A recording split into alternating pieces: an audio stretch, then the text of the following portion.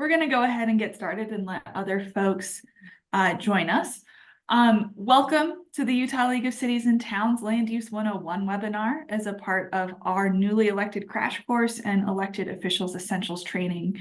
ULCT represents Utah's 255 cities, towns, and metro townships with a strong unified voice. We operate on the principles of respect, collaboration, and outcomes. We urge state leaders to respect the role of local governments as we respect their role, and to collaborate with local government to achieve outcomes that make a positive difference in the lives of our collective constituents. ULCT provides information, trainings, and technical assistance to local officials on municipal issues. You can learn more about ULCT's advocacy efforts, training, and resources at ulct.org. The strength of the league is our membership, and so we really appreciate you all being here today. As I mentioned, today's webinar is Land Use 101, and our speaker is ULCT's Senior Land Use Manager, Meg Ryan. As a point of information, just for any questions you have, please use the Q&A box within the webinar, and we'll be sure to answer those questions. We can answer your question throughout the presentation. We'll also save some time at the end, but if you use the Q&A box, it's a little easier for us to keep track of what questions have been answered and what haven't. So with that, Meg, I'll turn the time over to you. Excellent. Thank you, Molly. Good afternoon, everyone. And let's see. All right, so we'll get settled in. I am Meg Ryan with the League. Some of you I see in the chat, I know, some of you I don't, so welcome. Thank you for taking this time. And let's start today by thinking about that we're going to take a ride. We're going to take a ride through the basic land use laws in Utah. Imagine that you're in a plane and we're flying over the state, and you see all the beautiful and varied landscapes of our built and natural environment in the state. Imagine all the different cities and towns. Imagine all the collective differences that we see. We're going to start our journey today here in the next 45 minutes with a broad overview of the land use laws in the state of Utah. Then we're going to lower our altitude a little bit, and it may get a little bumpy on the ride, but we're going to delve into the nuances of the law itself. We're going to get a little more focused view of what we can and can't do in Utah, some of the constraints and some of the opportunities. And during our journey, remember to ask the flight attendant, which is me. Today, I'm your attendant taking you through this journey, to repeat any muffled advice that you aren't understanding, and we are here to serve you today. At the end of the journey, when we land, at the end of this seminar, I'll ask you to collect your belongings, which in this case will be the rules that you need to know for your city and town. And then you will deplane into your community and begin a new journey. So, like the airlines, we don't provide food. So grab your own drink and your own snack on our lunch with the league here for elected officials essentials. And you also get better legroom. So settle in. And let's begin. And as Molly mentioned, please use the Q&A, and this is the time for you to ask. So I am going to go through a lot of content, but please interrupt and let me know if you have questions. All right, the takeaways today that we're going to hopefully leave you with at the end of this is lots of acronyms. Land use planning loves to have acronyms. I think Molly's also going to drop into the chat a guide that she put together on basic municipal, there it is, common acronyms. So we've sort of put that together for municipal entities. And then we're going to talk about why you even care about land use. Why did you dial into this session today? We're going to talk about what the state law says and what it asks us to do at the local level. We're going to talk about what I call land use lanes. So when you're in a meeting, at a council or planning commission meeting, it's important to know what hat you wear. And then we're going to talk about who does what at the local level, planning commissioner and city council members, staff. And then we're going to end up with talking about where you can get help for the next step. And then again, lots of acronyms, and we may test you throughout. So get your pen and pencil already.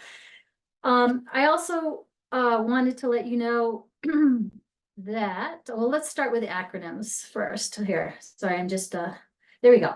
Okay, so we're just going to start off, and I want you to take note of these. And throughout this session, you're going to hear these terms. And we're gonna have maybe a little pop quiz midway through to make sure that you are paying attention. So anyone know of these terms? LUDMA, CLUDMA, OPMA, CUP, luau, AA, CC, PC, grandma, PU. So we're not going to answer these right at this moment, but I want you to sort of look for signals as these come across the screen. Okay, why do we care about land use? Well, a couple of reasons.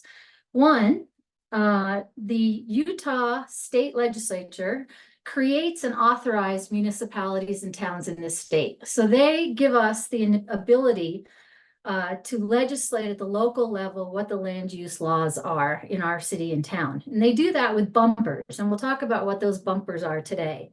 So we care about it because we're mandated to care about it, and we'll talk about what those specifics are.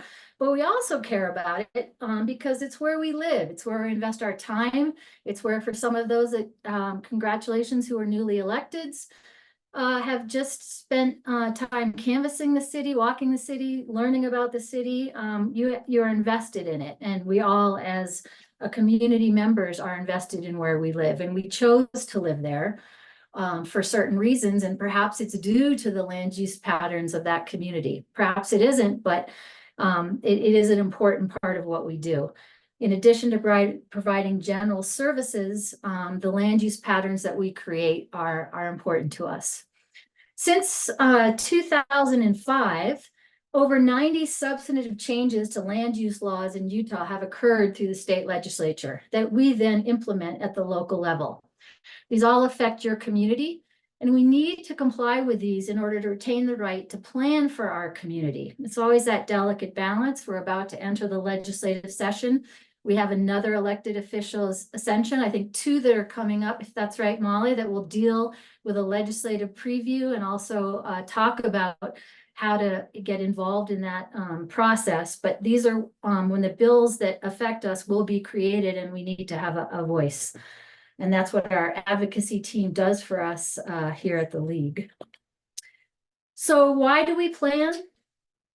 Couple of reasons maybe, and there's probably more that aren't on this list, but we live and run in our communities. It's a balance. It's a balance of private property rights and community rights. It's never one or the other. Communities are sort of built with that give and take. It's a balance of services, safety of our residents, health of our residents. And again, because we have that requirement to do planning at the local level from the state. Is planning new to Utah? It is not. In 1883, you can see in this first plat that was developed by Joseph Smith, the City of Zion plat. And these were the regulations that were attached to these plats. So when communities were built in Utah, you had very strict regulations. You had certain blocks divided into sections, you had setbacks, you had requirements for landscaping. So we have quite the history in this state of trying to find that balance between private property rights and community rights. I'm seeing that Molly, I'm sorry, I'm just gonna take a break here. There's a question that they can't see the screen right. So are we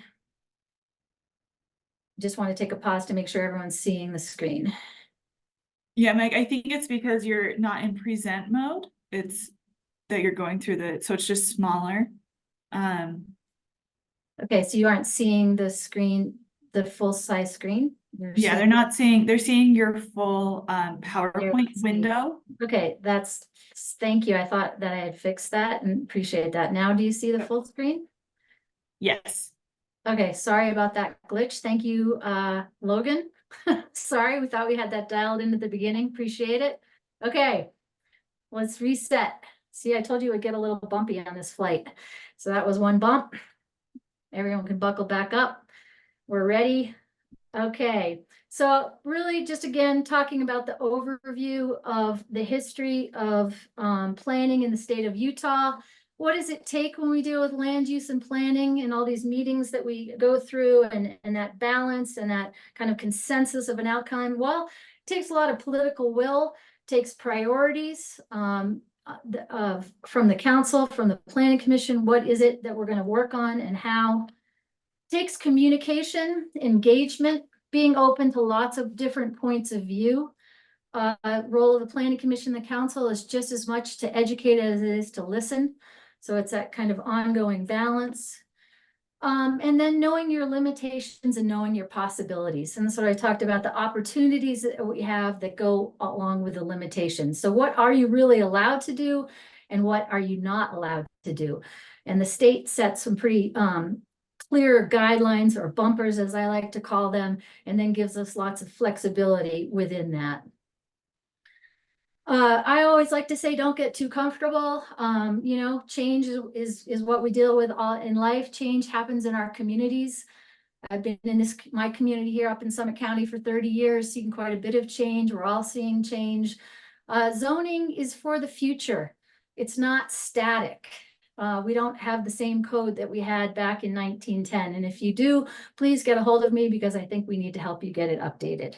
But it is a living sort of breathing document and you're setting rules and regulations for the future.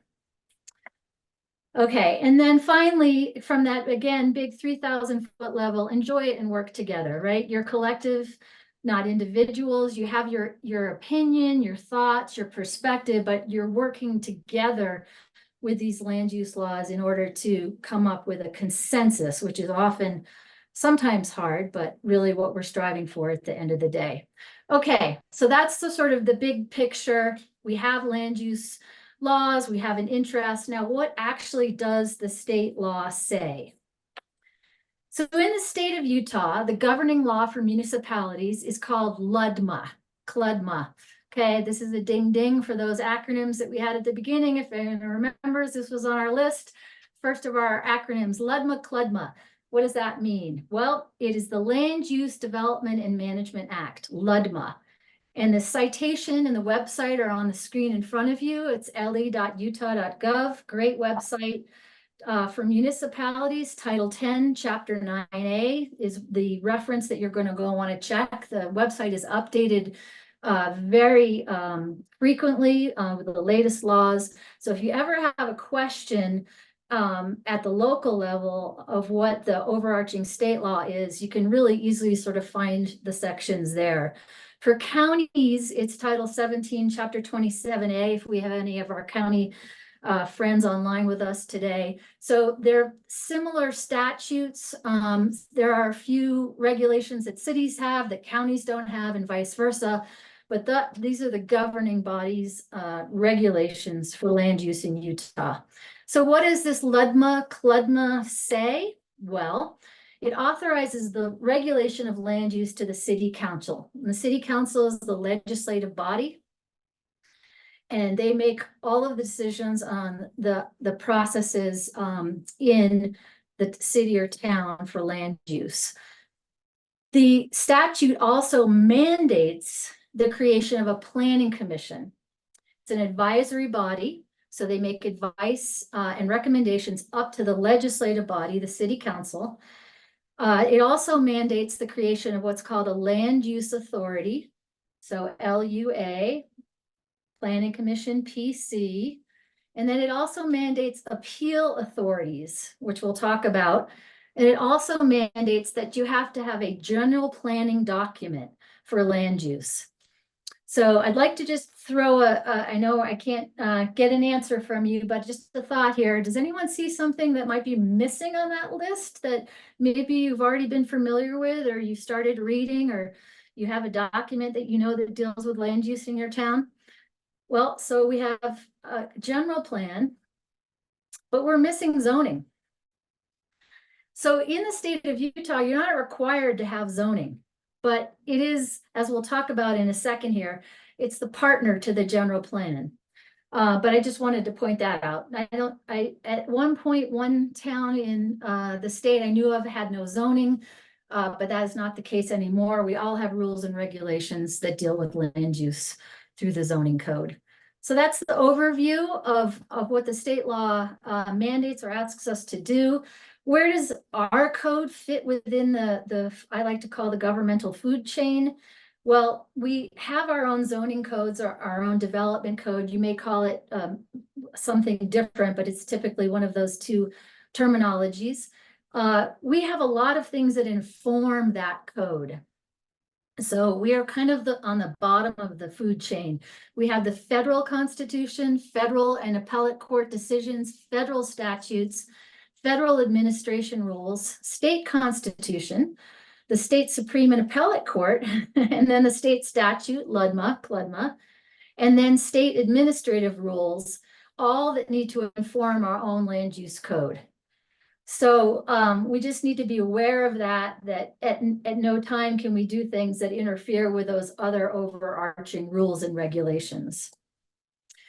We're sort of set up at the local level with the planning commission, the city council, and what we'll call an appeal authority here, like the federal level, just to give you sort of that overview from sort of grade school policy classes or whatever. We've got the legislative branch, which is the city council. We've got the executive, which is administration, so that could be staff or the planning commission. And then we've got the judicial, which we'll talk about in a minute here, which is the appeal process. So we're set up with those checks and balances at the local level, very much like we are at the federal level.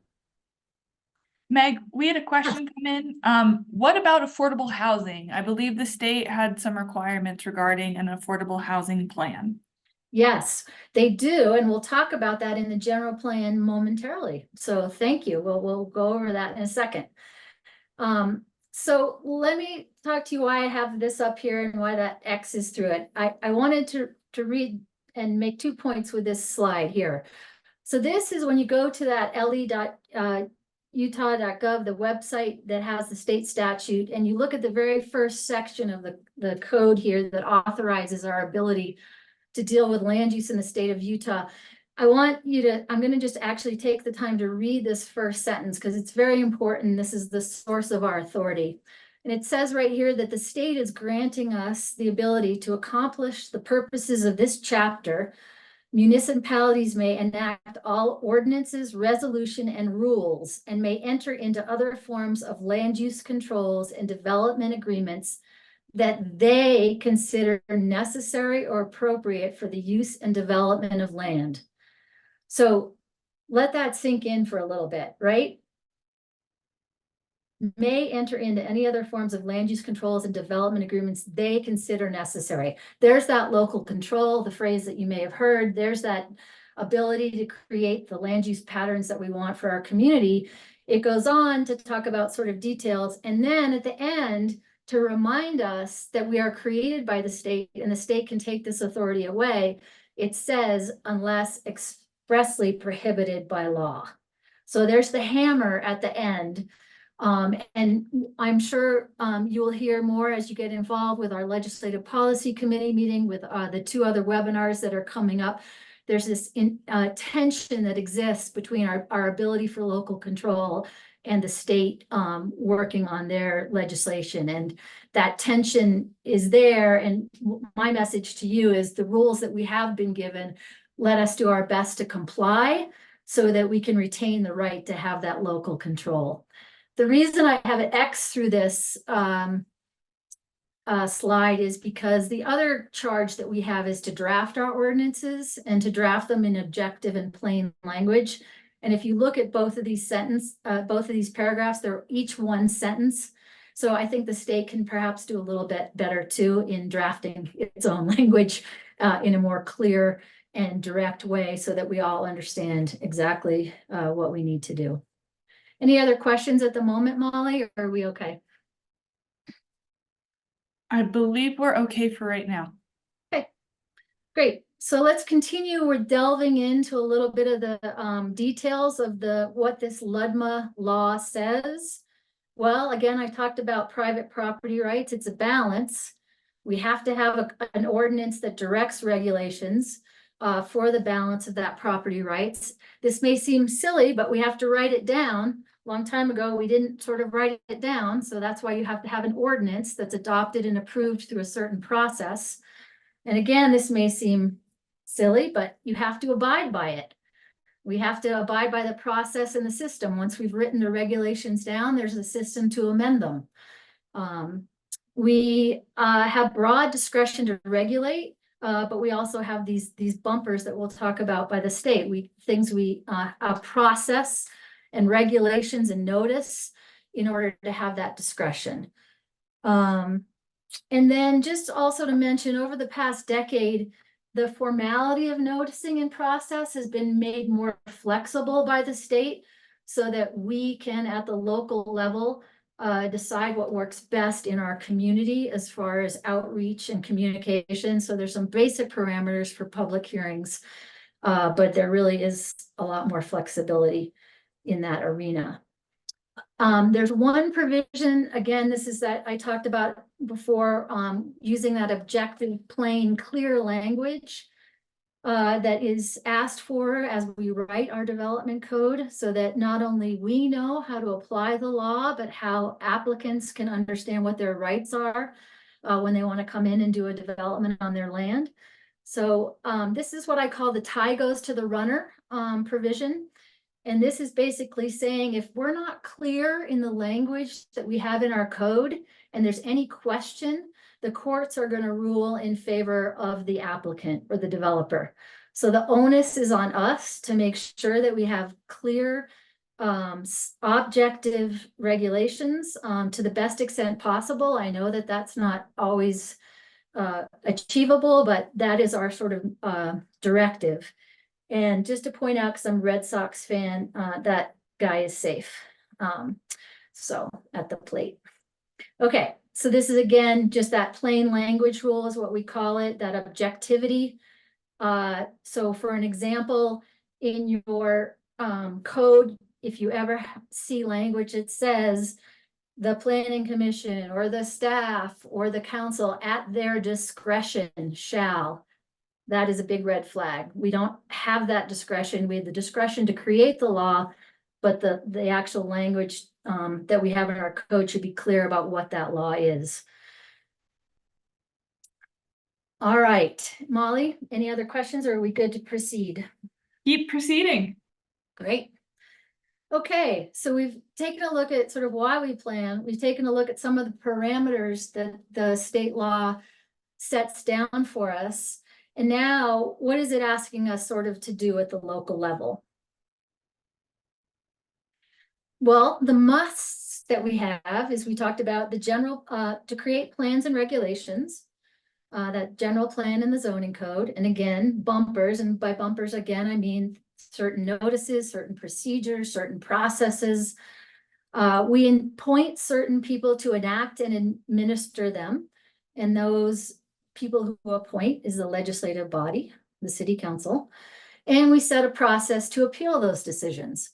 So really, we have decided at the local level, these are the regulations we want for our community, and then we have to have a process that allows people to appeal that process or decision at the local level as part of their due process rights. Meg, we did just have a question come in. Great. So it says, is the quote, tie goes to the runner, unquote, clause a state regulation? Is that a reflection of the heavy influence that developers have on our state legislature?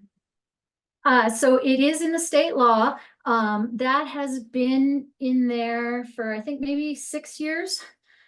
And so I will delicately, politically sidestep the latter question and just, you could look and see what the composition was 6 years ago. But I think it's fair in the sense that, you know, we have that great ability to set the rules, so why not make it as clear as possible, right? So if we're gonna lay down the law, let's make it clear, not only for us, but for them. Well, that's my 2 cents. Thank you for the question. Perfect. And then we have one more. Yep. Does plain language rule favor the owner over all others?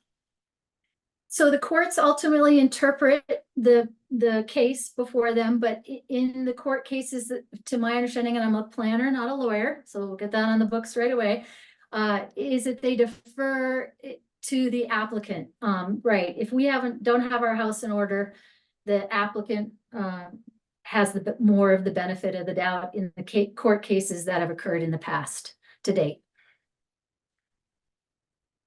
Okay. So the musts, the land use tools that we need to create, we need to have the general plan. I like to call it a practical vision for the future. I think it's the hardest document to do because you're trying to get a collective vision of the community. What do we want to be in the future? And it's approved by the legislator. The column to your right is the process that goes for both of these, the general plan and the zoning code. The planning commission creates the documents, hold a public hearing, and recommends to council in both cases on these documents. And then the council, because they make all of the money, the big bucks, they get to approve, modify, and deny whatever has come up from that advisory body of the planning commission. So the general plan sets the vision, and then the zoning is what I call where the rubber meets the road, is when you apply that vision in the regulations. So we have a visionary document and a regulatory document, and the two go hand in hand.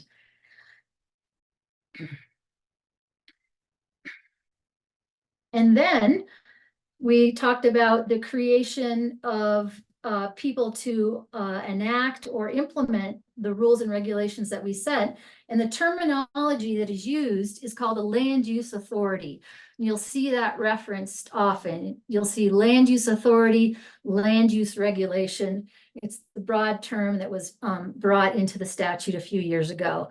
This land use authority can be a multitude of entities or a person. It can be a person, a commission, an agency, but the real bottom line, it's the entity or person that acts on a land use application. So let's take, for example, you have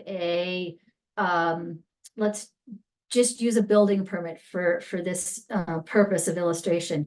The final person in my community who acts on a building permit is the chief building inspector, and they sign off.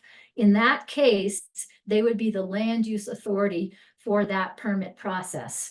Now, we could have the planning commission delegated from the council who could approve certain permits. We could have the council approving some permits. This is the flexibility that I referenced earlier in the discussion that the state has given us to say, you figure out what works best in your community as far as administering these permits and who does what, but you need to make it clear. You need to have it written in your development code. So typically there'll be a planning commissioner's powers and duties section, and even a zoning administrator or whatever you want to call it, a staff person who deals with land use at the local level. And you will have listed in your ordinances what duties they perform. So the planning commission is under state law supposed to recommend to the council what they think. So they're supposed to give their position on who should be approving what permit. And then the council will take the final action and appoint them. So this, I think, has really been an interesting tool because it gives small size, large size communities options to figure out how to get the applications processed that works best for their community. So that's the application. The second part we had talked about, we create the plans, then we have someone to implement and approve them or take final action. And then the third piece of this that I talked about is that everyone has the right under due process to appeal that action. So if the building inspector denied a permit, there's a right to appeal it. There is a two-level process in the state of Utah for appeals that's called an administrative appeal, which is set up at the town or city level, or they could go directly to court. I know of two entities that do not do the administrative appeal, and they have any appeal sent right to state court. Typically, most of our communities have designated an appeal authority. This appeal person has two very specified duties under state law. They act on the appeal of a final land use decision. My earlier example of the denial of a building permit, you would appeal to this authority. And the second is to act on requests that you may receive to vary your code. And that's called a land use variance. So this appeal authority could be, again, here's the flexibility that the state gives you. It could be one person, it could be a board. Typically, you may have heard of a terminology. We used to have what was called Board of Adjustment. That was the prior state law. You may still have that name in your community. You can name it the Board of Happiness, whatever you want. It just has to have very strict details that it only deals with these two types of requests, an appeal and a variance. Very strict and very narrow under state law. The appeal has a certain process and some guidelines about timing, about the standard of how you review the appeal. They're impartial decision makers. The variance, again, very strict and narrow under state law. And we have trainings on both of these. So I'm giving you kind of the Reader's Digest version here, but just so that you know and understand these processes. The variance has 5 criteria that are outlined under state law. So, and you have to meet all 5 in order to grant a variance to an applicant. So here on the one hand, the state is saying, you have this incredible flexibility to create the laws for land use at the local level, and then you write them down. But once you've met that process, we're going to make it very hard for folks to vary from those regulations. So they've set up 2 processes that are much more detailed and regulated. I think they're probably the most regulated section of land use besides annexation that we have today.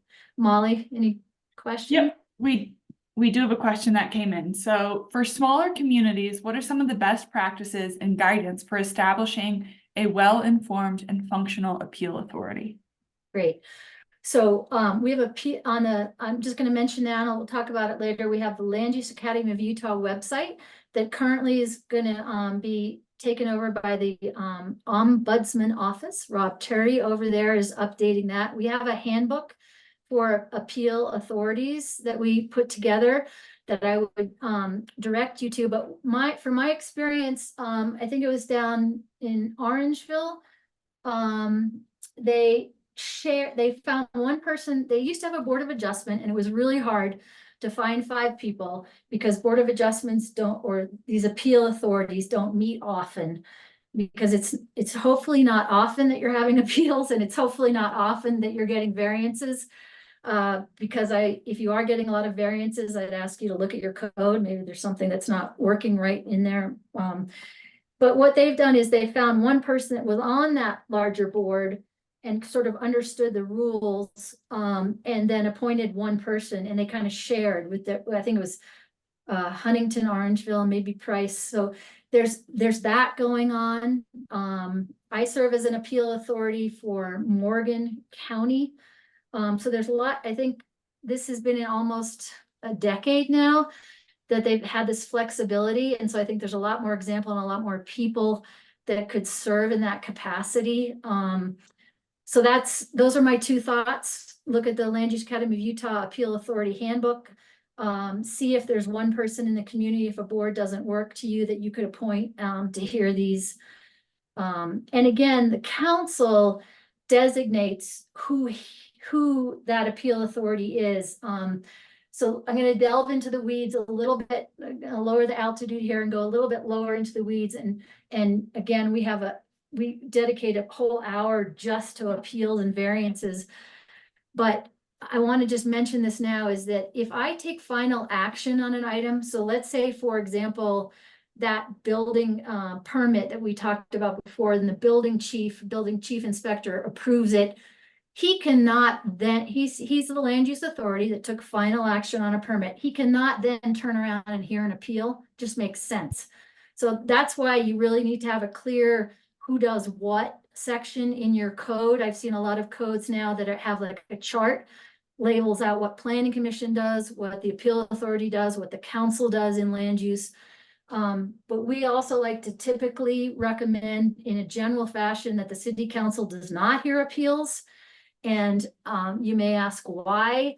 And I would say, look at that bottom line on the left-hand section of the screen where it says impartial decision makers. Often our council members have a hard time being, switching that role. But that's not necessarily the case. That's just a general recommendation. Perfect. Meg, we had a few others come in, and some you've hit on, but just to make sure we're covering everything. April asked, can the town council act as the appeal authority? And Mindy asked, can staff act as the appeal authority? So the answer is yes and yes. My, again, caveat before recommendation, council, we really strongly recommend they aren't in the appeal game because of that political influence. So yeah, staff could do some, planning commission could do some, it can really be whatever meets the best needs of your community. But in the smaller communities, I find often there is one person that gets this process. And maybe that's your best bet, or call your neighboring town and you guys can collectively find one person. And it's also super nice because these are kind of more dicier areas of the law.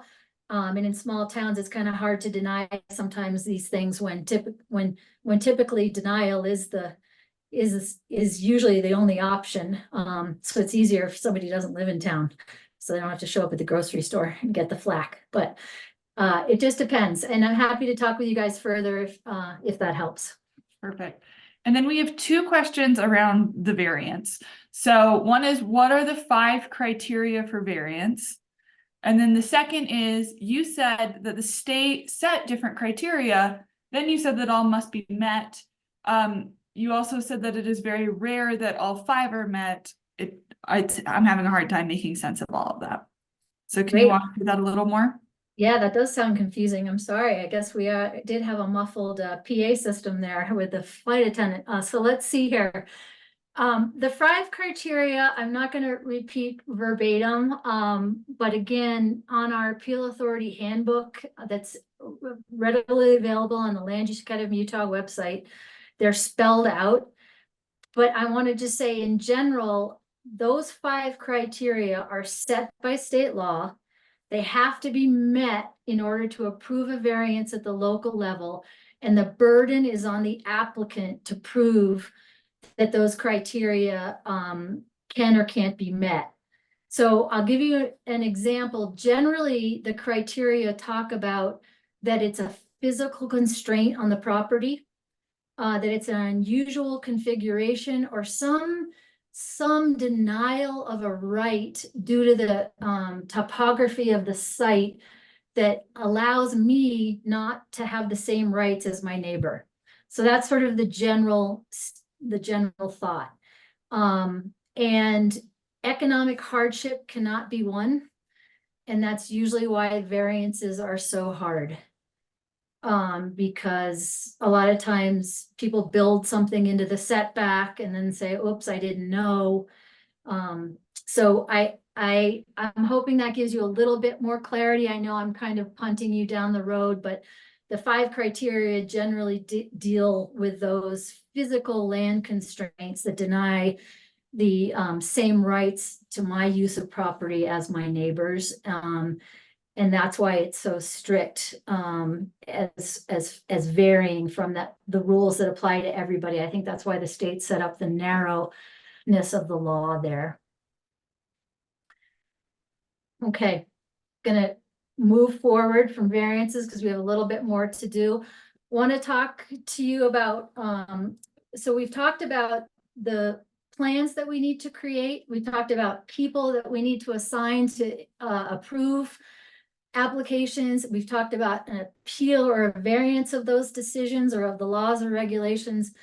But I want to talk to you about an important trigger that's also in the law about when this whole process starts. And it's a term that you may have heard, which is called vesting.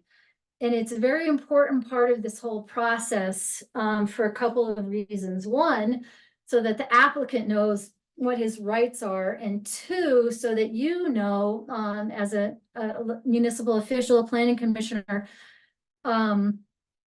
when you are making changes or updates to your code, what law it applies. Often right now, a lot of communities are updating their codes, and it needs to be sort of really clear as to what code applies when you're in that process of updating. But so let me talk to you about the trigger for complete application. And so the language is here on the screen. And it says, right now, currently under state law, it says a land use approval is an application for a land use approval is considered submitted and complete when the application is provided in a form that complies with your requirements, basically, and fees. So the onus is on you to have an application form, to have a fee resolution that talks and outlines about what fees you charge for what applications. And you have to have a process or somebody that deems it complete. So that's an important part, again, a burden on us to make sure we have those processes administratively set up, whether it's the clerk or whether you're fortunate to have a lot of staff, and then it's really clear when that application is considered complete. And then what does that allow the applicant? That allows, when you deem that application complete, that allows the application to then, and that's under that next section I there, the second paragraph on the right, that allows me to then be able to go through your land review process for whatever that may be in your code. So step one, I pay my fees, I fill out the application form, it's considered complete. Stage two means it's not approved, it's complete in the sense that then whatever rules and regulations we have written down, I get to go through that process. And so that's a really important thing to sort of remember, to make sure that we're doing that right. And that's, once that application is term complete, that's the term vested. So in other words, I have the right to proceed with the rules and regulations for the date that that was deemed complete to move forward under those laws. Because often we update or change laws. So I just wanted to bring that to your attention. I'm sure if you have staff, they're aware of this, but just so you know, when people say, oh, I'm vested, it doesn't mean that you had a conversation at the planning commission one night for 5 minutes about a project. That doesn't vest you. It actually is this formal process. So an important piece. Okay, Molly? Yep, we just had one come in. Are you considered vested after land use review? You are considered vested after your application has been deemed complete. So the answer is review and compliance with the regulations happens after that complete determination. So in other words, typically an application form would be, let's say you're a building permit. Did you submit the plans? There's usually a checklist. Did you submit the drawings? Did you submit the elevations? Did you submit the engineering? And when I see that, I say, they've submitted all the things I've asked for, it's complete. But now the next stage at the municipality or local level is to make sure all of those submittals conform with our regulations. So you're vested when you have a complete application. You're not approved until you go through that review. And a final permit is issued by that land use authority. So you can see how these are some of the bumpers I was talking about with the state law, is like we have these processes that we need to follow. Okay. Land use lane. So this, I think, for me, this is probably the most important thing I want you to walk away with today. And this is what I call the what hat do you wear? And on the Land Use Academy of Utah website, we have a couple of videos that are all like under 10 minutes that kind of talk about this more in depth. And we recommend that at a work session, just every year, just to refresh your council or planning commissioner on these lanes of where your authority lies. You could play that video and just kind of make sure you understand it. I also recommend that and a lot of communities do this now, is on your agenda for your council or for your planning commission, that you either group or put in a notation whether this item is legislative, administrative, or quasi-judicial. And what do I mean by that? Well, we've talked about that very broad authority that the state gives us to create the laws. We've talked about the tools that we have to implement the laws, which is the zoning code and the general plan. And then we've talked about the appeal and the variance process. So these fit into these three boxes. Legislative is that broad authority. It's the idea, the creation of a law. Administration is actually administering it. It's issuing that building permit. It's issuing that subdivision plat. It's issuing that use permit. And then we have the quasi-judicial, which I like to call the Judge Judy column, which is the law, that appeal and that variance, where the state's going to set down those very narrow requirements for us. So really helps when you're in a meeting, because sometimes it's very difficult for the public to follow along about what am I being asked to give input here on. So if you're on a legislative item and you're thinking about creating a new law, you're going to want input. You're going to want people's feelings. It's a use of judgment. You're going to want perspectives. You're going to want stories, because you haven't made that law yet. You're thinking about it and you want to get all the input before you actually create the law. You could move down on your agenda item to the next item, which would be approval of a subdivision plat at the planning commission level, because I need to throw in here right now. And again, on our website, we have a whole list of what happened with the subdivision regulation updates. But the council can no longer approve subdivision plats under new state law. But let's say the planning commission or is in an item and it moves to an administrative item. The public input is limited. Really, your job here, your role here is to administer the law. You're not asking for public opinion. You're not asking how to change the law. You're saying, does the applicant meet the law or not? It's very much a checklist, and then hence the picture of the policeman. You don't argue about when he issues you a speeding ticket. You don't argue with him about that you want to change the law or the law is not right. You accept the ticket. It's a very narrow sort of area. And then we've talked about appeals and variances, that third column. But you could, in theory, have all of these items on the same agenda.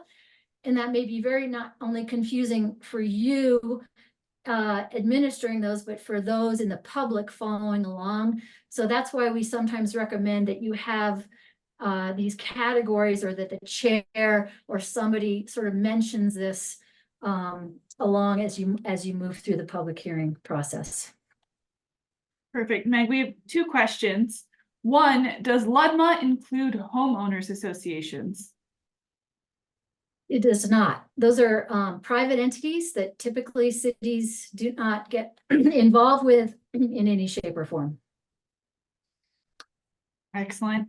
And then the next is, what happens if the council has a code about land use that is not enforced by the administration, or if it is thrown out by the judge because the car on the lawn is insignificant to other cases on the docket? Not sure I fully understand that, but if the courts overturn your ordinances, you need to create new ordinances. I guess, is that, I don't know if I'm really answering that. I think it's mostly like if it isn't being enforced, or if like the judicial system is too backed up to actually hear the authority, the appeal, pardon me. Okay, so the appeal authority is at the local level, and if you defer and punt and just send your appeals, if you don't have the administrative appeals set up at the local level, which is the appeal authority, then that goes right to court. And yeah, I can't speak to their docket and whatever, but that's we had one town in Utah that was two very small towns that were still doing that. I don't think they still do. Well, I don't know the answer to that one. But typically, I think 99% of our communities have the administrative appeal level. Okay. And we're happy to follow up further if I'm if I'm not answering directly your question, apologize. So let me quickly, we're getting toward the end here, but I just want to say, again, reiterate that point home. Legislative, you have the most discretion. Administrative, very limited discretion. And then the least discretion is in that quasi judicial arena. And then for the applicant in the legislative arena for new zoning, zone change, they have really nothing to count on, nothing to rely on, but it shifts as we move to administrative and quasi judicial. Right? So they have everything to rely on. Once you've set the law and they meet it, they should be able to be issued that permit. So just another sort of thing to think about as you move through. So do we have time, Molly? I think we're gonna, let's just quickly do a quick acronyms break. I want anyone who thinks they can answer, what is the LUA and what is an AA? And drop those in the chat box or the Q&A, and then we're gonna sort of move through because I have a couple more thoughts I want to leave with you. Okay, local level, council, planning commission, appeal authority. What do you guys do? What are my recommendations for you? Planning commission. Let me get right off the bat. You have 4 hours of annual training that's required. We provide that in a variety of ways, as well as do other entities, which on my last slide, I'll show you those other entities that can help you as you move forward in the land use journey. This hour here will qualify for one of your hours. So we have a certificate that we have. It's the local administration is required to monitor your training, just your staff or your clerk or whoever, to make sure you get that training. Planning commissioners, what would my advice to be to you is to, first of all, you listen, you gather, and you recommend. You only approve things if the council has delegated that to you. And so then secondly, remember, what did they authorize us to do? Should be a clear section in your code of your powers and duties. This is exactly what the planning commission does. This is what staff does. This is what the council does. You need to know your local ordinance. You also, I gave you that food chain of other ordinances. I think for our purposes, the state code is really, that website is the one that you want to refer to. You need to know who is the appeal authority, and if it, what was that again, and who is it? And then as far as how do you act, all planning commission and councils must have written rules of procedures that are adopted. And so it's how we run our meetings, how we elect a chair, how we get rid of the chair, most importantly, and that has to be posted and placed also under state law at the back of the room so that I could walk in and understand how you run your meetings at the local level. You must also comply with the Open Public Meetings Act. That's another annual requirement. We also provide that training at our conferences, as well as the state auditor's office has a certificate and an online class that you can do. Another acronym here, GRAMA, Government Records Management Act. We also can help you direct you to where to get training for that. That's typically the clerk's purview. I in my 30 years have not even gone through that training because it's like record retention and pretty detailed stuff. But what we need to know is what the portion that we need to know is what information is made to the public and how we communicate with the public and when that could be an issue or not an issue. Todd Godfrey of our staff helps do that kind of powers and duties training at both our conferences. And then finally, the Ethics Act, which we are also bound to. And the quick answer there is you cannot accept a gift over $50. Just that's the rule, but there's more to it than that as well. Molly. Yes, we have a few questions that came in. Do you want to answer them now or do we want to save them for the end? I have 2 more slides and then we'll take those questions. Perfect, sounds good. So we talked about, again, the planning commission, you've got to create the general plan. the elements we talked about before, someone had asked about housing. We have land use, transportation, and moderate income housing are required elements in the general plan. Towns are exempt from the moderate income housing, as well as communities of a certain size. Currently, there's 83 cities and towns that have the moderate income housing requirement, and I think you all know who you are. We have the list. It's also available on the Housing and Community Development website for the state, which is a division of the Department of Workforce Services. But we can get you that information. We also have information on our advocacy page.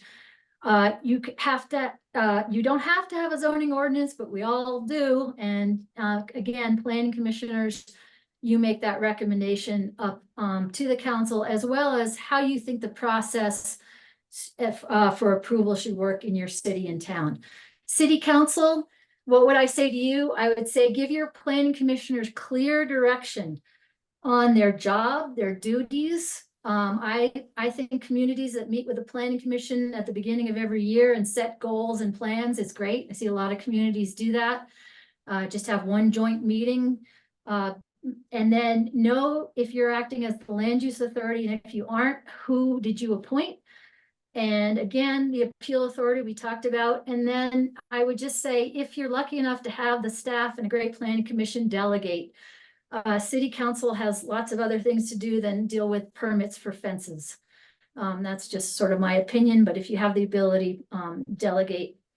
Think about your meetings, think about how you ask people for information. I think we give as good as we get. Our job is to listen and educate, but we want to make sure our message and what we're asking of the public fits within those lanes we talked about: legislative, administrative, quasi-judicial. We're certainly not gathering any input at quasi-judicial, but administrative, why are we gathering input? So questions that we can delve into further, but I want you to sort of think about that when you run a meeting. Where to get help. And again, this slide deck will be available to you, so you don't need to take a screenshot or jot these down. But these are other land use organizations in the state that are great, that will give you the help, training, conferences. Land Use Academy of Utah that I talked about, APA Utah chapter, great planning conferences, really in the weeds stuff. They held them twice a year.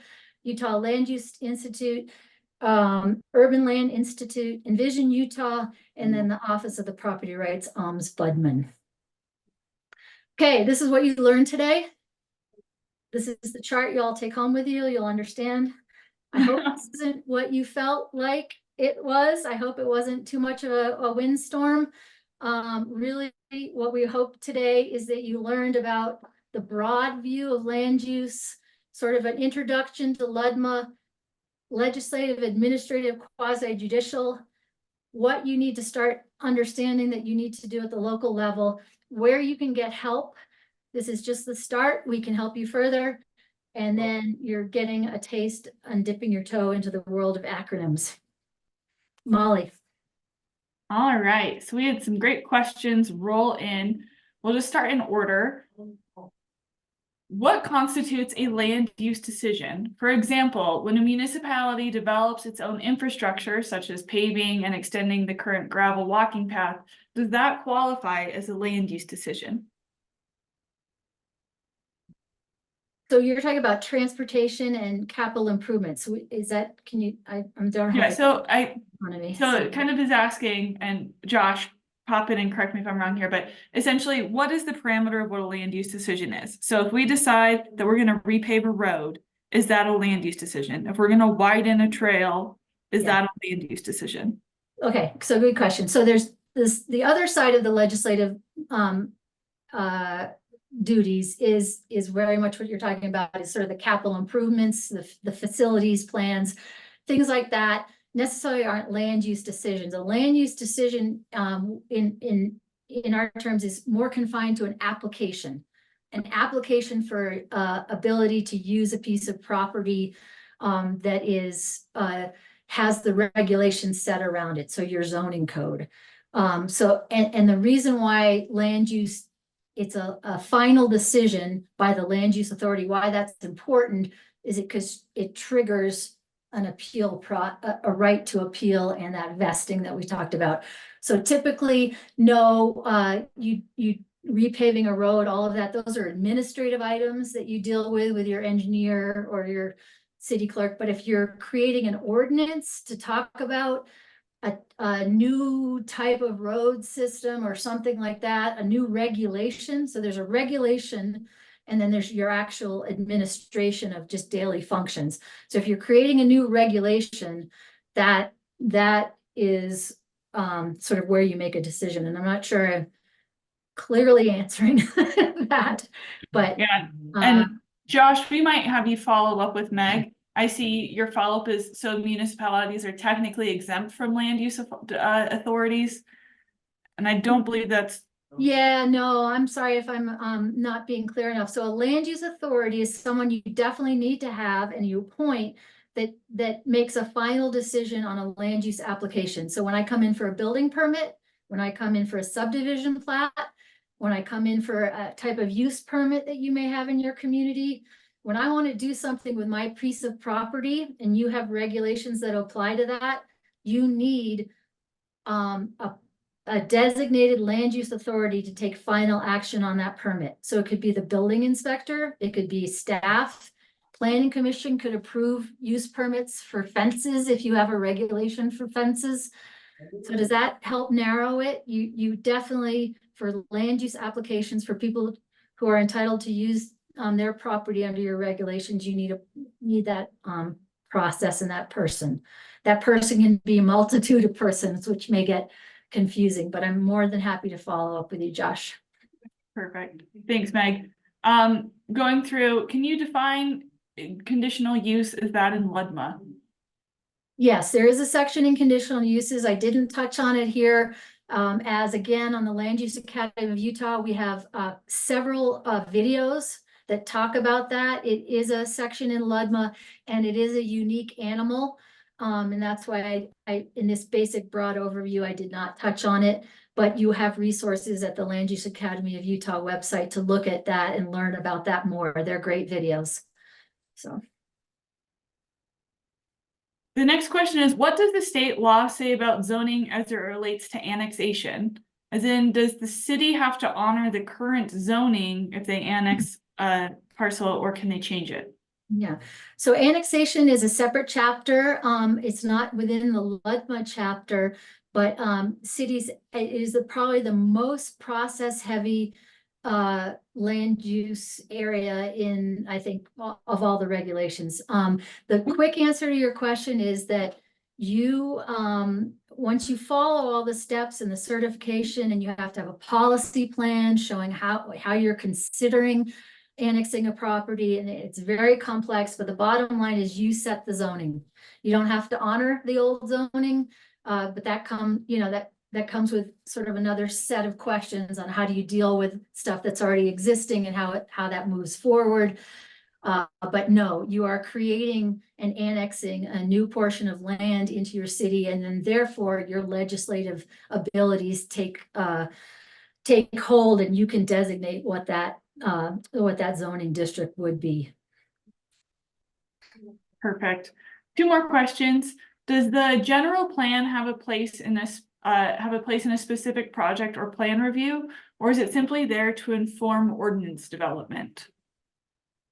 So I would say the latter, but when you're looking at a rezone, you would go to the general plan and see what was the vision for that. It's not binding in the state of Utah unless you choose to do that. But by default, the general plan is not binding in the sense that the two documents don't have to necessarily be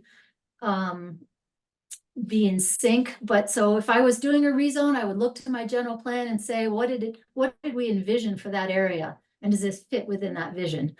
And if it doesn't, and it's still a good thing to do, you'd want to amend the general plan and the zoning. Perfect. And then last question I see in here right now. Does ULCT anticipate the legislature amending the current annexation code to simplify the process? So I laugh because it is a perennial question. And we've had committees and committees. We had a committee working on that now. So the short answer is yes.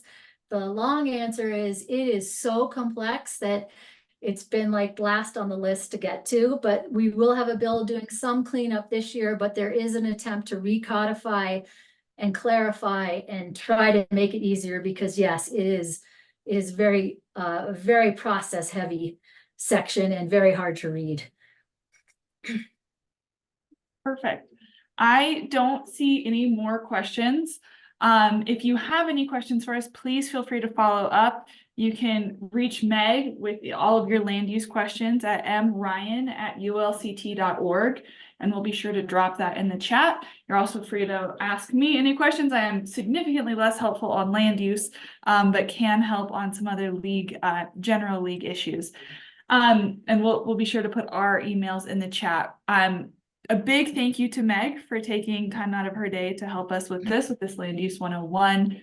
And I just wanted to put some of our upcoming events on your radar. So we have the final 2 webinars of our newly elected crash course and our elected officials essentials training next week. Those are really focused on the legislative session. The legislative session starts on January 16th. So on January 9th, we'll be going over a basic kind of how the Utah legislature works for that. And then on the 11th, we'll be giving you a legislative preview, which will go into some of the issues that we expect to see in the session this year, which may include, you know, those questions around annexation. We also have our local officials day on January 17th. And encourage you to join us, especially if you have a youth council. That program or that day is really focused on youth councils and getting them up on the Hill to meet with their legislators. It's a fun day. You get to be in the thick of the session, and we always encourage folks to join us for that. And then next week on Monday, we have our Legislative Policy Committee. That's our LPC. Every single city and town is entitled to be a part of our LPC, and we encourage you to participate. This is where we take positions on policy. This is where we really determine our advocacy and policy approach to legislation. Every city and town has 3 voting members of the LPC. But beyond that, it's a public meeting. So even if you are not one of your city's 3 voting members, you are welcome to come and participate in that. It's a hybrid meeting. So it takes place at the local government trust in North Salt Lake or via Zoom. And I will pop in some information in the chat for how you can register for that. And then I will also pop some information in the chat for how you can register for our remaining EOE trainings. But beyond that, I just saw a question in the chat. LPC does not count as any part of your training. It's just how you can stay involved with the league and understand kind of the policy conversations that are happening at the state level. That's a great question. Additionally, we encourage you to stay involved with us. The primary way we reach out to and communicate with our members is via email. And that's with our weekly newsletter, Friday Facts, and then a daily legislative recap during the session. You can also find us on Facebook or on Twitter/X/whatever Elon is calling it these days. So please, please, please stay involved with us. Thank you so much for joining us today and for everything you do to make sure that cities work. Thank you.